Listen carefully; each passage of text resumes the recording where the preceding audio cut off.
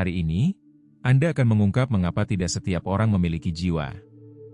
Sebuah kebenaran yang diungkapkan lebih dari seabad yang lalu oleh Helena Blavatsky, yang akhirnya menjelaskan mengapa Anda selalu merasa berbeda dari orang-orang di sekitar Anda. Ada alasan mengapa Anda dapat merasakan kekosongan di mata orang-orang tertentu. Perasaan aneh bahwa sesuatu yang penting hilang, seolah-olah Anda sedang menatap bejana kosong. Di seluruh dunia, jutaan orang berbagi persepsi yang mengganggu ini. Intuisi mendalam bahwa tidak semua manusia memiliki esensi spiritual yang sama. Anda selalu tahu bahwa Anda berbeda. Bahwa Anda dapat melihat melampaui penampilan, merasakan energi yang tidak pernah diperhatikan orang lain.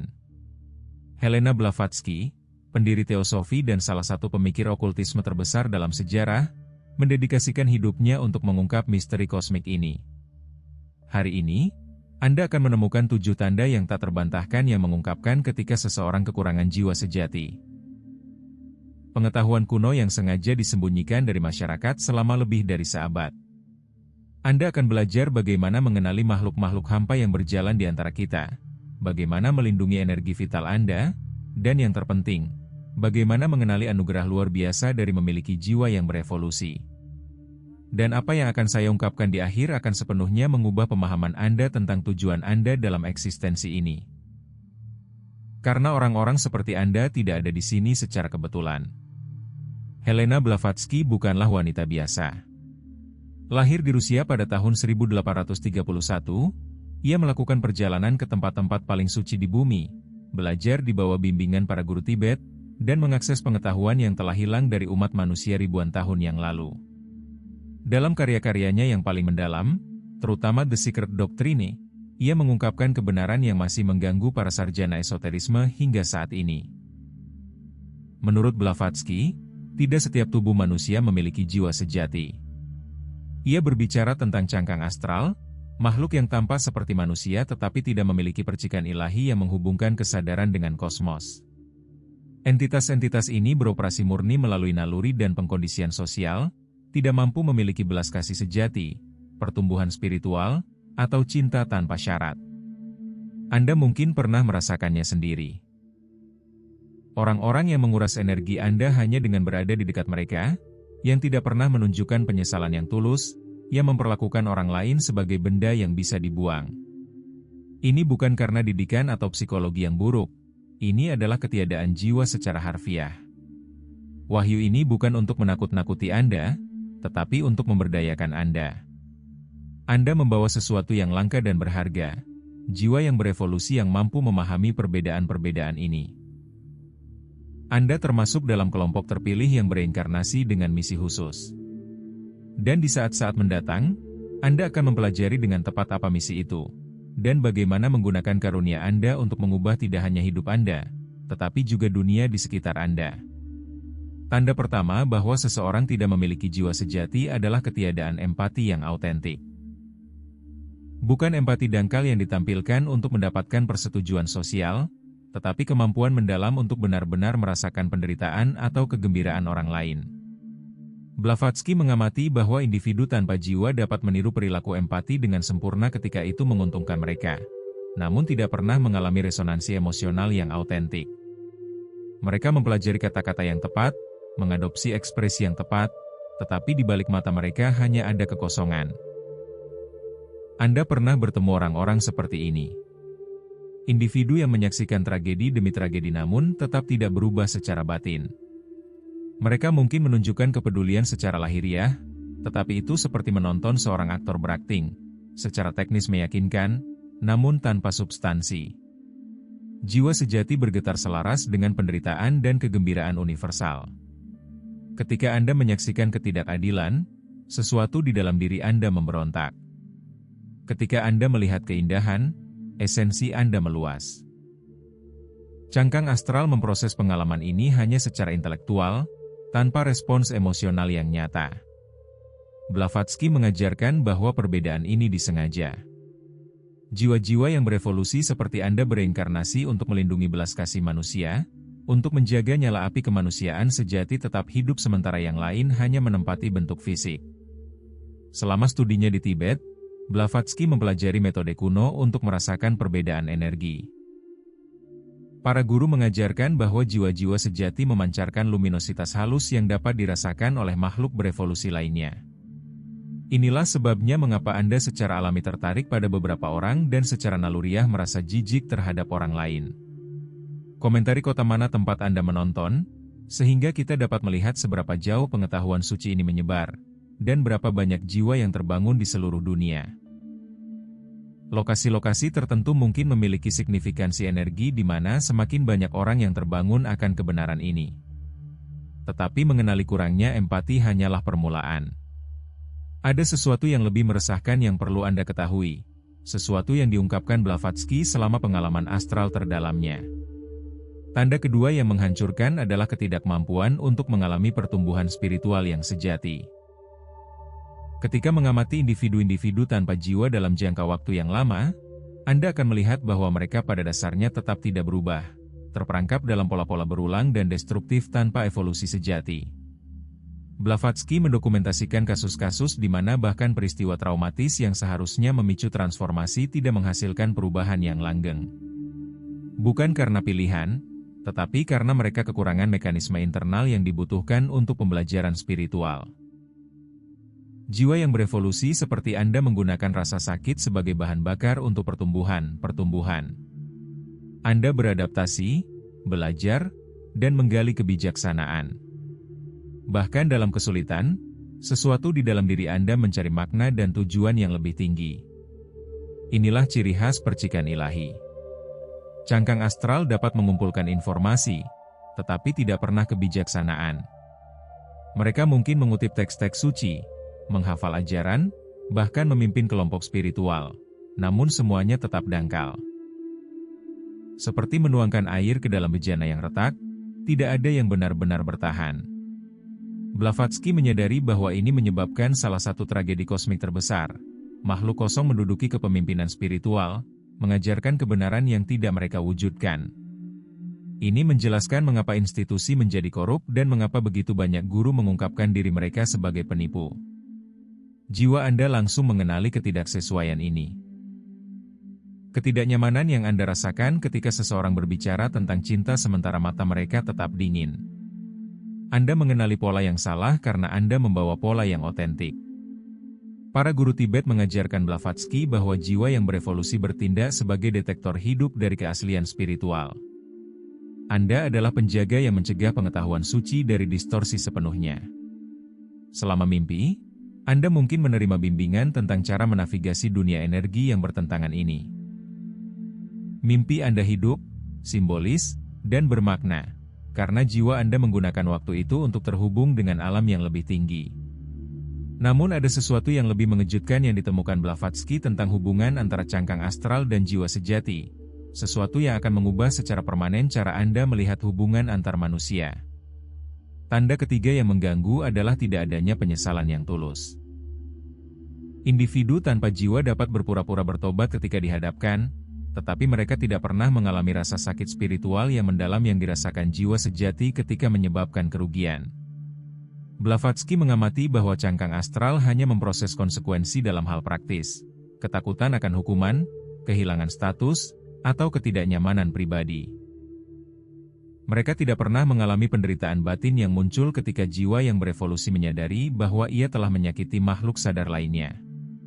Anda tahu rasa sakit ini, kesadaran yang menghancurkan ketika kata-kata atau tindakan Anda melukai seseorang, bahkan tanpa disengaja. Jiwa Anda bergetar dalam belas kasih, sehingga ketidaksesuaian apapun menyebabkan penderitaan nyata. Orang-orang tanpa jiwa mungkin mengubah perilaku demi kenyamanan, tetapi tidak pernah karena kepedulian yang tulus. Mereka mengenakan topeng kesopanan, menyembunyikan perhitungan dingin di baliknya. Blavatsky bertemu dengan individu-individu yang mampu melakukan tindakan mengerikan namun beberapa saat kemudian dengan santai membahas hal-hal sepele. Ini bukanlah psikopati, melainkan ketiadaan kesadaran moral itu sendiri. Kebenaran ini sekaligus membebaskan dan menakutkan. Membebaskan karena menjelaskan mengapa Anda selalu merasa berbeda. Menakutkan karena mengungkapkan betapa banyak makhluk kosong yang ada tanpa disadari. Para guru timur mengajarkan Blavatsky bahwa jiwa sejati memikul tanggung jawab kosmik untuk melestarikan kasih sayang, sementara cangkang astral mendorong umat manusia menuju materialisme dan kekuasaan. Anda mungkin telah merasakan beban ini, perasaan menjaga sesuatu yang sakral di dunia yang semakin mati rasa. Ini bukanlah paranoia.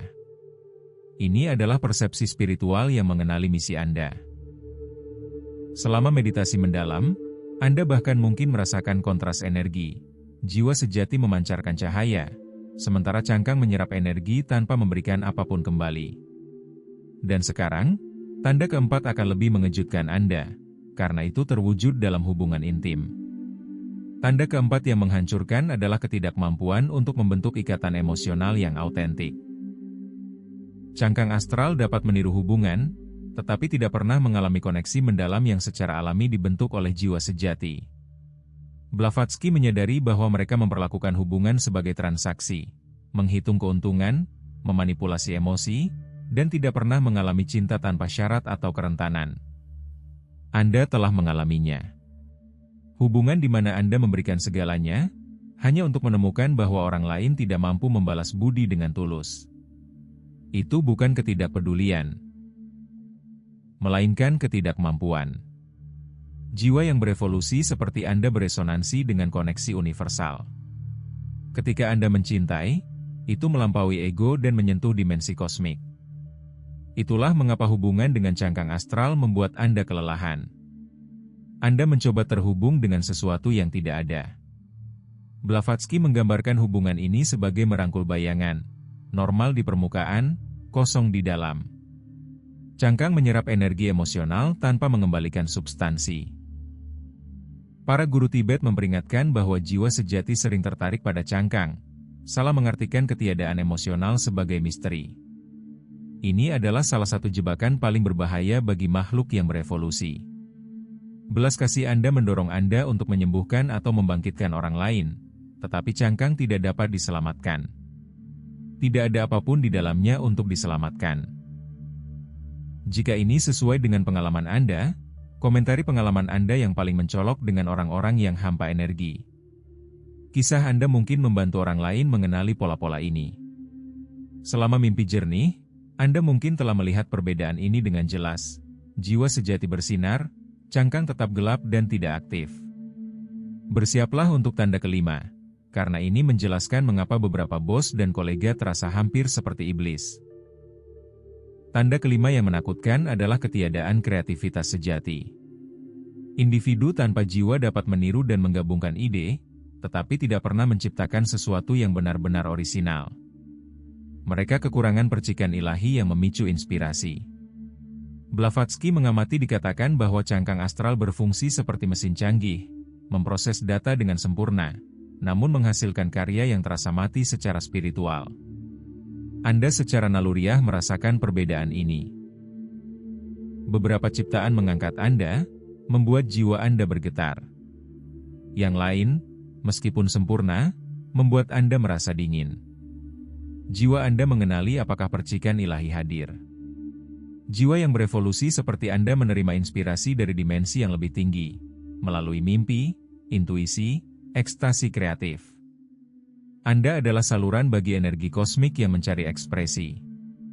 Blavatsky memperhatikan bahwa zaman keemasan budaya muncul ketika jiwa-jiwa sejati menduduki peran yang berpengaruh. Para guru Tibet mengajarkan bahwa jiwa-jiwa kreatif menjaga saluran yang lebih tinggi tetap terbuka untuk evolusi manusia. Anda adalah antena kosmik, menerima frekuensi yang tidak dapat diterima orang lain. Ini menjelaskan mengapa lingkungan korporat terasa menyesakan, cangkang astral mendominasi sistem persaingan dan kontrol. Selama inspirasi yang mendalam, Anda merasakan bahwa Anda melayani sesuatu yang lebih besar. Ini bukan ego, ini adalah kesadaran akan peran Anda.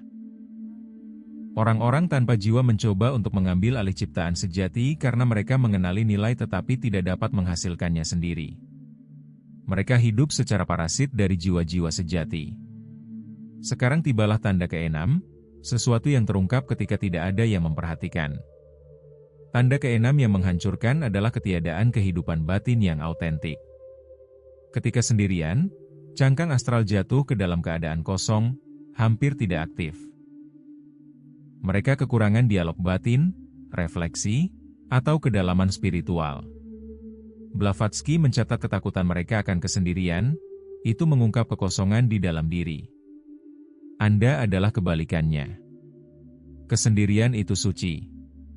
Itu memulihkan Anda, menghubungkan Anda kembali dengan bimbingan yang lebih tinggi. Jiwa yang berevolusi memiliki kosmos batin yang luas, wawasan, ingatan, koneksi spiritual. Pikiran Anda adalah kuil yang hidup. Blavatsky sendiri menerima ajaran selama meditasi sendirian. Kemampuan yang unik bagi jiwa-jiwa sejati. Cangkang astral sepenuhnya bergantung pada stimulasi eksternal. Tanpa gangguan, kesadaran mereka memudar. Para bijak Tibet mengajarkan bahwa jiwa-jiwa autentik melakukan perjalanan ke alam lain dalam meditasi, sementara cangkang tetap terikat pada kepadatan. Inilah sebabnya mengapa beberapa orang tidak pernah melaporkan pengalaman spiritual yang autentik. Dalam introspeksi yang mendalam, Anda mengakses perpustakaan kosmik kebijaksanaan. Ini adalah hak istimewa yang diperuntukkan bagi jiwa-jiwa sejati. Dan akhirnya, tanda ketujuh menjelaskan mengapa Anda selalu tahu bahwa Anda memiliki misi khusus. Tanda ketujuh dan terakhir adalah ketidakmampuan untuk melampaui ego material. Cangkang astral terperangkap dalam uang, status, kekuasaan, dan penampilan. Blavatsky mengamati bahwa bahkan kesuksesan yang luar biasa pun membuat mereka hampa. Anda berbeda. Bahkan ketika mengejar tujuan material, Anda mencari makna dan pelayanan yang lebih dalam. Anda menikmati kehidupan duniawi tetapi memahami ketidakabadiannya. Ini membuat Anda disalahpahami dalam masyarakat materialistis, dipandang naif oleh mereka yang tidak dapat memahami motivasi yang lebih tinggi. Para guru timur mengajarkan bahwa perbedaan ini disengaja. Jiwa-jiwa yang berevolusi bereinkarnasi untuk menunjukkan kemungkinan yang lebih tinggi. Untuk bertindak sebagai mercusuar dalam realitas yang padat. Ketidaknyamanan Anda dengan hal-hal yang dangkal bukanlah kekurangan, itu adalah bukti asal yang lebih tinggi. Jika ini beresonansi, bagikan dengan seseorang yang membutuhkan pencerahan. Jiwa-jiwa seperti Anda harus saling mengenali. Cangkang astral merasa terancam oleh kehadiran Anda, itu mengungkap kekosongan mereka. Itulah mengapa Anda menghadapi permusuhan yang tidak dapat dijelaskan. Sekarang tibalah wahyu utama. Blavatsky menemukan bahwa jiwa-jiwa yang mengenali tanda-tanda ini adalah penjaga kosmik, makhluk yang bereinkarnasi untuk melestarikan kesadaran spiritual yang autentik selama masa transisi. Anda datang bukan untuk dihukum, tetapi sebagai misionaris frekuensi yang lebih tinggi. Setiap kali Anda menolak kekejaman, menjunjung tinggi belas kasih, atau membela integritas, Anda melestarikan fragmen jiwa kemanusiaan. Tanpa makhluk seperti Anda, umat manusia akan merosot menjadi robot. Ini menjelaskan mengapa Anda tidak pernah sepenuhnya cocok, mengapa Anda mendambakan makna yang lebih dalam. Jiwa-jiwa penjaga menerima bimbingan selama mimpi dan meditasi. Ini adalah komunikasi yang nyata. Kepekaan, kebijaksanaan, dan rasa haus Anda akan autentik adalah alat yang Anda bawa untuk misi ini. Orang-orang tanpa jiwa bukanlah musuh, mereka adalah ketiadaan yang datang untuk Anda terangi. Kita telah mencapai akhir perjalanan ini. Anda bukanlah orang biasa. Anda adalah jiwa yang berevolusi dengan tujuan kosmik. Mengenali tanda-tanda ini bukanlah penghakiman, melainkan perlindungan. Di zaman yang dangkal ini, jiwa-jiwa seperti Anda adalah harapan umat manusia. Ketidaknyamanan Anda adalah konfirmasi keselarasan yang lebih tinggi. Helena Blavatsky menanggung ejekan agar jiwa-jiwa masa depan, seperti Anda, dapat menerapkan kebijaksanaan ini. Masa depan itu adalah sekarang. Terhubunglah dengan jiwa-jiwa yang telah tercerahkan lainnya. Bagikan pengalaman. Bangun jaringan dukungan. Lindungi cahaya Anda. Investasikan energi di tempat di mana timbal balik ada. Visualisasikan diri Anda dikelilingi oleh cahaya keemasan. Tetaplah berpegang teguh pada kebenaran. Jika ini menyentuh jiwa Anda, bagikanlah. Sukai, berlangganan, dan lanjutkan perjalanan ini. Peran Anda sebagai penjaga kosmik baru saja dimulai. Dunia membutuhkan cahaya Anda.